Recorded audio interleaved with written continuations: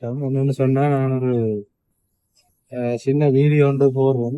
சின்ன வீடியோண்டா கொஞ்சம் பெருசா இருக்கு. இது வந்து நாங்க சிந்திக்க வேண்டியது ஒரு சும்மா ஒரு பயணத்துல இருக்க எடுத்த வீடியோ தான்.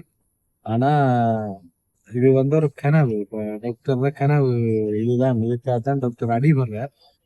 இடைக்கிட இப்படி வீடியோக்கள் வரும். பாருங்க. சிந்திங்க, சிந்திக்கணும். நாங்கள் மக்களா நாங்கள் ஒவ்வொரு நேரம் சிந்திக்கணும். முக்கியமா இலங்கையில வாழ்ற எங்களோட உறவுகள் கட்டாயம் சிந்திக்கணும். வடக்கு கிழக்குல வாழ்ற எங்களோட உறவுகள் கட்டாயம் இந்த வீடியோக்களை பார்த்து கொஞ்சம் சிந்திக்கணும். எங்களால முடியும். ஒரு வளமே இல்லாத, இயற்கை வளங்கள் இல்லாத ஒரு நாட்டிலே இப்படி ஒரு விஷயத்த கொண்டு வரையிலுமா இருந்தா இவ்வளவு வளங்கள் இவ்வளவு இதுகள் இருக்கிற இந்த நாட்டுல இதை விட நிறைய பெட்டரா செய்யலாம். பாருங்க அந்த வீடியோ. உங்களோட இடங்கள்ல வந்து சிறிய சிறிய வீதிகள்லாம் இருக்கு. இலங்கையில வந்து யாழ்ப்பாணத்துல எல்லாம் பெரிய வீதிகள் இல்லை. ஆனா அந்த எங்கள்கிட்ட இருக்கிற வளங்களை பயன்படுத்தி இப்ப டாக்டர் நிறைய வீடியோக்குள்ள சொல்லி தரோம். டபுள் ரேக் அடிக்கணும், மேலால கீழால ரேம் போகணும், மேலால பஸ் போகணும். அப்படி ஒரு கனவு இருக்குன்ட்டு ஒரு அரசியல்வாதிக்கு வந்து எங்கட நாட்டை எப்படி உருவாக்கணும், எங்கட பிரதேசங்களை எப்படி அபிவிருத்தி அடைய செய்யணும் என்ற ஒரு கனவு இருந்தால்தான் அடுத்த கட்டத்தை பற்றி யோசிப்பினோம். அதை பற்றின சிந்தனை இப்ப எங்க யாழ் மாவட்டத்துல வந்த நிதிகள், அதாவது திருப்பி அனுப்பப்பட்ட நிதிகள் அரசாங்கத்துக்கு எங்கட மாவட்டத்துக்கு வரவு செலவு திட்டத்துல ஒதுக்கப்பட்டு திருப்பி அனுப்பப்பட்ட நிதிகளை நீங்க பாப்பீங்களா இருந்தா எவ்வளவு கோடிக்கணக்கான நிதிகள் வந்து திருப்பி அனுப்பப்பட்டது. அந்த நிதிகளை வந்து உண்மையாவே எங்களோட அரசியல்வாதிகள் சரியா சிந்திச்சு அதுக்குரிய விடயங்களை செய்திருப்பினமா இருந்தா அந்த எல்லாவற்றையும் முகாமத்துவப்படுத்தி எல்லாத்தையுமே சரியா செய்து கொண்டு போயிருப்பினமா இருந்தா எங்களோட வீதிகள் எவ்வளவு விஷயங்களை நாங்கள் எங்களோட நாட்டுல எங்களோட பிரதேசங்கள்ல சாதிச்சிருக்கலாம். இதே நீங்கள் கொழும்புல போய் பாத்தீங்கன்னா ஒரு யூரோப் மாதிரி தான் கொழும்பை வச்சிருக்கிறாங்க. இப்ப ஒவ்வொரு இடத்துலயும் இப்படியான ரோட்டுகளை எல்லாம் போட்டு ஹைவே எல்லாம் போட்டு நீட்டா வச்சிருக்கிறாங்க. ஆனா யாழ்ப்பாணத்துல எங்களோட வடக்கு கிழக்குல இருக்கிற பிரச்சனை ஒன்று வந்து இப்போ நாங்கள் ஒரு குறுகின வட்டத்துக்குள்ள நிற்போம். எங்களோட வேலியில கொஞ்சத்தை நாங்கள் வீதிக்கு கொடுக்கறதுக்கே சரியா கஷ்டப்படுவோம். அதுக்கு பெருசா போராடுவோம். ஒரு அது பிரதேச சபையிலும் அப்படித்தான். இப்போ ஒரு வீதியில ஒருத்தர் காணியில ஒரு பகுதியை நாங்கள் எங்களுக்கு தேவை, அபிவிருத்திக்கு தேவைன்னு சொன்னா அதை சரியான முறையில அணுகுறது. இந்த சைக்கிள் கட்சி மாதிரி இந்த வீட்டு கட்சி மாதிரி ஆட்கள் என்ன செய்யறதுன்னு சொன்னா அந்த காணிகளை பெற்றுக்கொள்றதுக்கு மக்களோட சிநேகபூர்வமா அவைக்கு அது சம்பந்தமான ஒரு சரியான தெளிவூட்டல்களை கொடுத்து அதுக்குரிய நஷ்ட ஈடுகளை கொடுத்து அதுக்குரிய எல்லா விஷயங்களையும் கொடுத்து அவையிட்ட இருந்ததை பெற்றுக்கொண்டு அடுத்த அபிவிருத்தியை நோக்கி பயணிக்கிறீங்கள. அதுக்குள்ள கொண்டு போய் அரசியலை பூத்துறது, அதுக்குள்ள கொண்டு போய் அரசியல் விளையாட்டுகளை விளையாடுறது, ஒன்று அடாவடித்தனம் பண்ணி ஒருத்தர காணியை பறிக்கிறது, கட்டாயப்படுத்தி கேட்கறது, இல்லைன்னு சொன்னா அத்துமீறி போய் மதில்களை உடைக்கிறது. இப்போ ஒருத்தர சொத்துல நாங்க கை வைக்கிறோம்னு சொன்னா அதை சரியான முறையில அணுகணும். அவைக்குரிய நஷ்ட ஈடுகளை கொடுக்கணும். அவையோட ஒரு சிநேகபூர்வமா கதைக்கணும். அதுக்கு ஈக்குவலா இன்னொரு விஷயத்த மாற்று வழிகளை உருவாக்கும். அப்படியான வேலைகளை செய்யறதுக்கு முன் வர்றது. இப்ப பாருங்க ஒரு சுரங்கம் நான் நினைக்கிறேன் மேல ரெயின் ஓடிக்கொண்டிருக்கும்.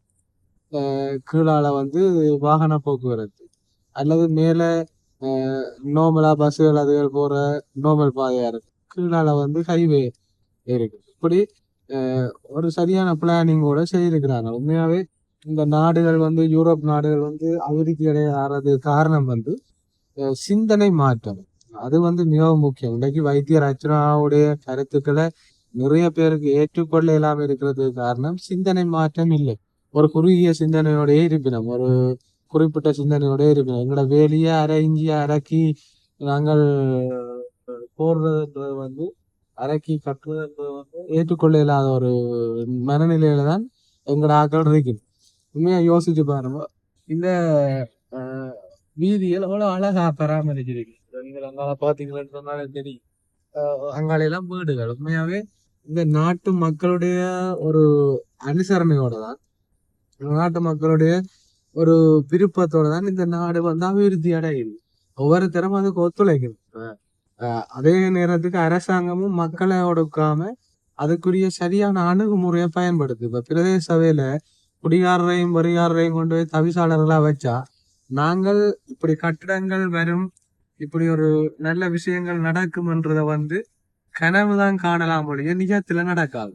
அதுக்குத்தான் டாக்டர் சொல்றது ஒரு படிச்ச அறிவார்ந்த சமூகத்தை அரசியலுக்குள்ள கொண்டு வாங்கும், அவையில கொண்டு வந்து நிப்பாட்டுங்க, ஒரு பிளானிங் தெரியணும். ஒருத்தன் ஒரு விஷயத்த கதைக்கிறான்னு சொன்னா இப்ப வைத்தியசாலையை மத்திய கொடுப்போம்னா அதுல காரணம் என்ன, அதை அரசியலாக கூட அதை நாமல் ராஜபக்ச கொடுத்தாச்சு, சிங்களவன்கிட்ட கொடுத்தாச்சு, இப்படியே சொல்லி சொல்லி காலங்காலமா நாங்கள் அதே உடைஞ்ச ரோட்டிலையும் அதே பழைய வைத்தியசாலையிலையும் ஒரு அபிவிருத்தி இல்லாத வைத்தியசாலைகள்லையும் தான் நாங்க இருக்க போறோம்.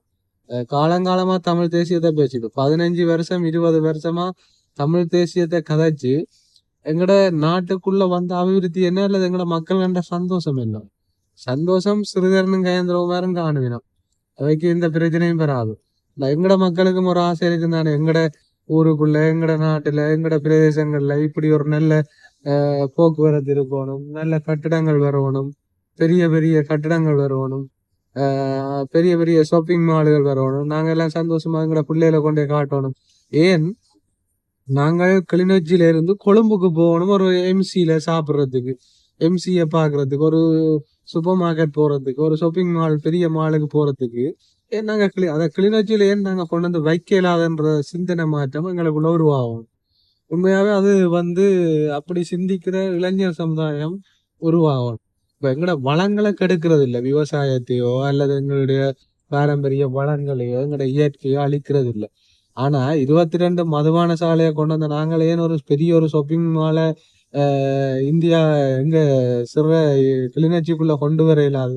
யோசிச்சு பாருங்க, 22 மதுபான சாலை பாசிபிள்னு சொன்னா ஏன் ஒரு பெரிய ஒரு மக்களுக்கு, மக்கள் நலனுக்கு, எங்கட இளைஞர்களோட சந்தோஷத்துக்கு, இளைஞர்களோட ஆரோக்கியத்துக்கு அல்லது ஒரு அபிவிருத்திக்கு வேலை வாய்ப்புக்கு ஏற்ற மாதிரி ஏன் ஒரு ஷாப்பிங் மால் எங்கட கிளிநொச்சிக்குள்ள அல்லது முல்லைத்தீவுக்குள்ள ஏன் அது இம்பாசிபிளா இருக்குன்னு யோசிச்சு பாருங்க. இதுக்கெல்லாம் காரணம் எங்கட இந்த அடிவரடி தமிழ் தேசியங்கிறதை கூட அரசியல்வாதி இல்ல, இதே ஒரு உண்மையாவே ஒரு படிச்ச ஒரு பாராளுமன்ற உறுப்பினரா வந்த ஆக்கள் அதை யோசிப்பினோம். இன்னைக்கு வைத்தியர் என்பிபியோட எவ்வளவுக்கு தான் அடிபட்டாலும் சண்டை பிடிச்சாலும் மக்களுடைய நலன் என்று சொல்லி ஒரு விஷயம் வரைக டாக்டர் அதுல சரியான ஒரு உண்மையாவே அதுல சரியான ஒரு ஆர்வமா இருக்கிறார், அத சிந்திக்கிறார். என்னதான் என்பிபி காரம் என்பிபி புத்த சிலையை வச்சானுன்னா அதுக்கு சண்டை பிடிக்கலாம். ஆனா அவங்க ஒரு அபிவிருத்தி சம்பந்தமா வைத்தியசாலை அபிவிருத்திக்கு இதுதான் ஒரு நாட்டின் சட்ட விதிகளுக்கு இணங்கித்தான் நாங்க என்னென்னாலும் செய்யலாம். இப்ப கயந்திரமார் சொல்ற மாதிரி மொக்குத்தனமா கதைக்கலாம், கையடி காணிக்கு கடிதத்தை தாங்கும், ஒரு 5-6 திணைக்களத்தை ஒண்டா சேர்ந்து என்னென்ன ஒரு லெட்டர் பேட்ல அவங்கள என்னென்ன சைன் பண்ணுவாங்க. முதல்ல அளக்க விடுங்க வேண்டாப்பா, நீங்கள் 10 வருஷமா போராடுறீங்க, அதுக்கு ஒரு முடிவு வரையில சரி ஒரு அளக்கட்டுங்க, அளக்குறதால என்ன நடக்க போகுதா, சரி அளந்து மாட்டிட்டாங்கன்னா திரும்ப போராடுங்க, அது வேற பிரச்சனை. அத மாதிரிதான் அபிவிருத்திக்கு எங்களோட நாட்டுல உண்மையாவே அபிவிருத்திக்கு தடையா இருக்கிறது இந்த தமிழ் தேசிய பேசுற அரசியல்வாதிகள். முதலாவது நாங்கள் ஏற்கனவே நாங்கள் ஒரு பதவியில போட்டிருக்கோம், எங்கட நிலைமை எங்கட நிலையை நாங்க உறுதிப்படுத்தணும், எங்கட நிலைகள் எங்கட பிரதேசங்கள் அபிவிருத்தி அடைவாங்க. ஒன்றுமே இல்லாம தமிழ் தேசியத்தை மட்டும் வச்சு நாங்கள் ஒன்றும் செய்யலாம். இந்தியாவில சீமாண்ட அரசியல் மாதிரி தான் இருக்கு, கதைச்சு கொண்டே இருப்போம், ஆனா ஆட்சி செய்யறது வேறு ஒரு ஆட்டம். முதலாவது எங்கட கையில ஒரு சரியான குடி இருக்கணும், கல்வி பாடசாலைகள். உண்மையாவே யோசிச்சு பாருங்க, நாங்கள் கிளிநொச்சியில நல்ல பெரிய ஒரு யூனிவர்சிட்டியை கட்டலாது, பெரிய ஒரு பில்டிங்கை கட்டி பெரிய ஒரு எத்தனை கல்வி சார் சமூகங்கள் இருக்குது, எவ்வளவு புலம்பெயர் தேசத்துல எவ்வளவு பேர் எங்கட நாடுகளை அபிவிருத்தி ஆக்கணும் கனவோட இருக்கிறாங்க. பாருங்க, ஒரு ரோட் இது ஒரு இன்னொரு சிட்டிக்கு போற ஒரு ரோட், எப்படி மரங்களை பராமரிக்கிறாங்க. கிளிநொச்சி தாண்டி போயிருக்க இந்த மாங்குளம் அதுக்கு இடப்பட்ட பகுதியில இவ்வளவு இந்த ரோட்டு கரையில இவ்வளவு காடா எல்லாம் கிடக்கு.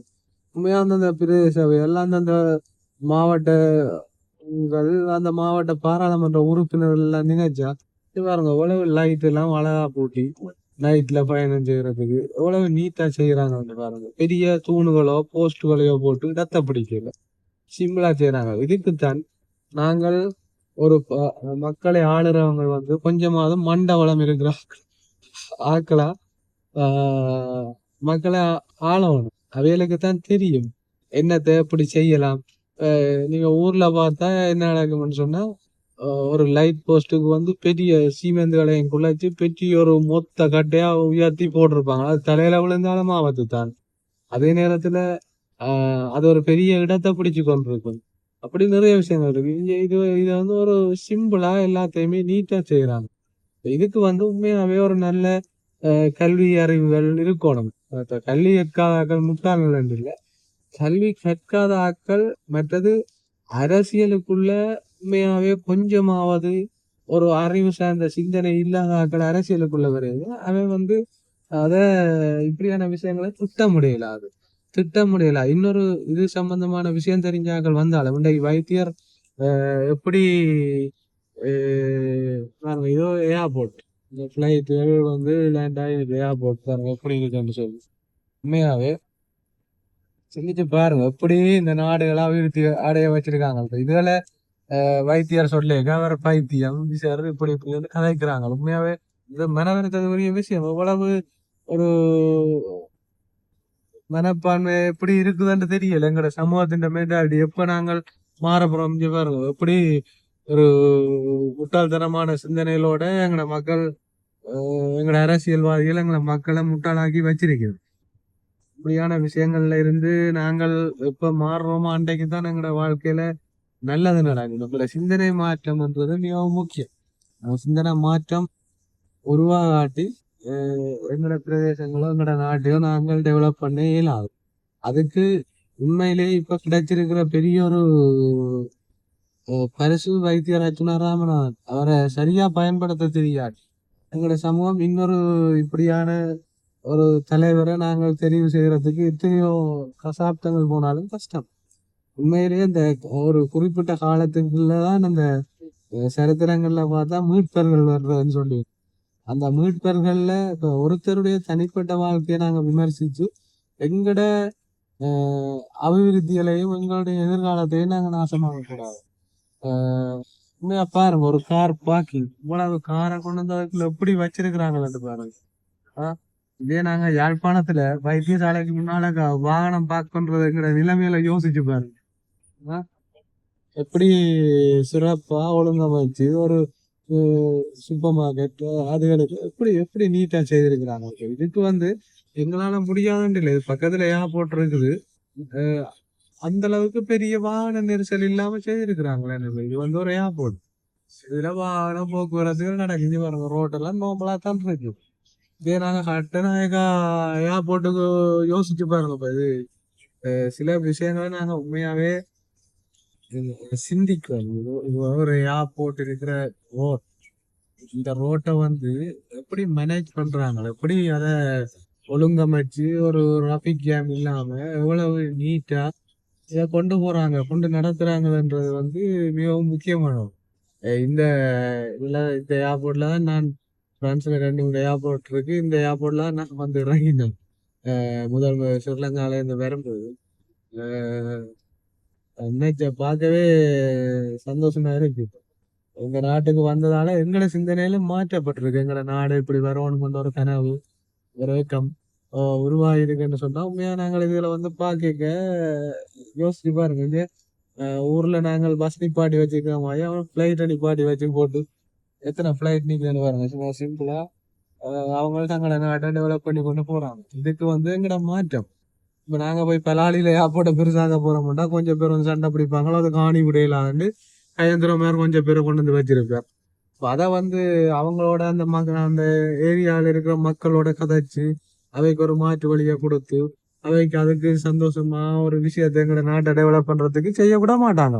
இப்ப நாளைக்கே இந்த அரசாங்கம் வந்து பலாலி ஏர்போர்ட்டை நாங்க பெரிய நேஷனல் ஏர்போர்ட் ஆக்குவோம் என்று சொன்னா உடனே இவங்களை என்ன செய்வாங்கன்னு சொன்னா அதுக்கு எதிராக போராட வழிக்கிடுவாங்க.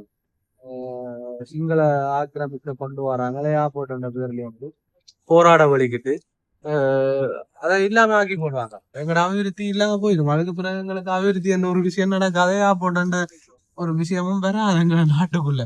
இலங்கை அரசாங்கம் சொல்லும் அது மக்களுக்கு விருப்பம் இல்லை, யாழ்ப்பாண மக்கள் என்று சொல்லி இவங்களோட இதை வச்சு யாழ்ப்பாண மக்களுக்கு விருப்பம் இல்லைன்னு முடிச்சு விடுவாங்க. உண்மையிலேயே மக்கள் சிந்திக்க வேண்டிய ஒரு விஷயம்தான். எப்ப நாங்க உணர்ந்து கொள்றோமோ அன்றைக்கு தான் எங்களோட வாழ்க்கையில மாற்றங்கள் வரும். நன்றி. இன்னொரு வீடியோல சந்திப்போம். சின்ன வீடியோ வந்து பெரிய வீடியோவா போயிட்டு. ஓகே.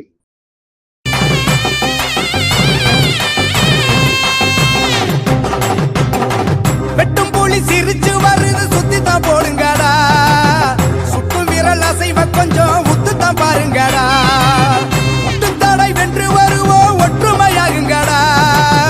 எட்டும் வர எட்டி நடக்கட கட்டளை கெடுங்கடா.